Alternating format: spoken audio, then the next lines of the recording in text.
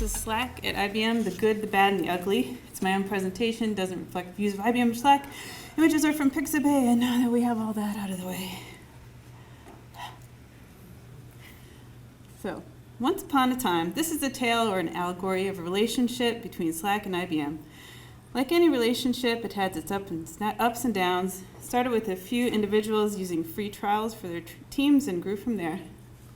The early adopters loved it. Some of our favorite things about Slack included persistent chat history that you can search and persistent channels like IRC. It's easy to add screenshots and attachments, and it highlights new messages for you, which saves time. We love how Slack works from anywhere. I can use it on my laptop at work, on my mobile phone, on my iPad, and so on.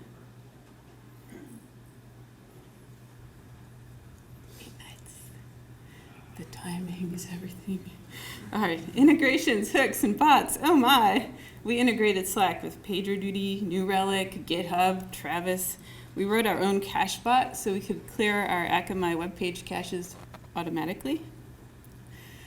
But then, get a little. So the trial accounts were all right, but Slack is free until it's not. The trial accounts only kept limited chat history, and they weren't secured with our employee IDs. So why is that a problem? Well, because we couldn't guarantee that only IBMers were in a channel, Slack was not approved for IBM confidential material. So we still had to use email and internal chat for all that. And it's really hard for people to not accidentally post confidential information. And then our X's, right? So managing account access was manual, and that was painful. Slack would automatically stop charging us for unused accounts before too long, but we had to immediately get ex-employees out of our accounts. So we decided it was time to go ahead with contract negotiations for a paid edition of Slack. And anybody who's ever dealt with IBM procurement will tell you that this is quite a production. I mean, seriously, they deserve gold medals.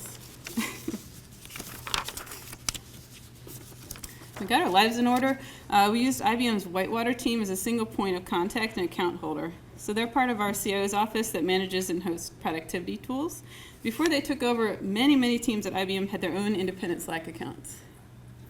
So Slack survived the procurement process, and we upgraded Slack Plus accounts with official IBM ID authentication.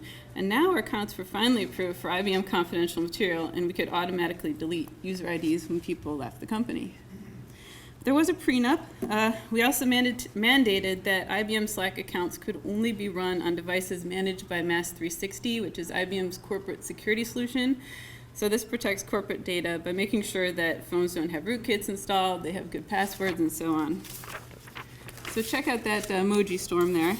This is the day that we upgraded to Slack Enterprise Grid. So now we can add people from within and outside of IBM to any Slack channel, and we can see which channels have non-IBMers in them, so we know which channels can't have confidential material in them. And all this helps us feel a little more like a unified company. Some things that build stronger communities at work include public channels for each squad, various social channels, tribes for people with common interests, and so on. And we like to have fun with Slack too. We have private team channels where we can have unfiltered conversations. We have random channels where we can say whatever we want. This is M-Dog Lovers for all of our good doggos and puppers. And we can still have public, non-IBM Slack accounts in the same Slack client as our IBM teams. This helps with the mythical work-life integration. See DevOpsDays there on the bottom? But there are limits to this, so now we have so many channels. We have to have admins who create channels on request, and their role is to enforce channel naming conventions. And we've also had a lot of channels that have gotten cluttered with too many bots posting alerts, which interrupts conversations between humans. And sometimes I encourage you to read this slide.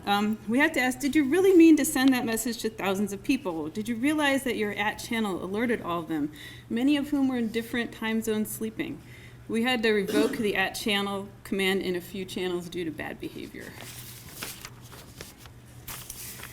And we did have performance problems early on, but Slack and Whitewater were open and honest about communicating problems and solutions, and communications builds trust, and they even fixed the problems. So we're still in love with Slack, but it's a more mature and responsible kind of love than our heady free trial days. I hope you've enjoyed this story and maybe even learned a few things from our mistakes.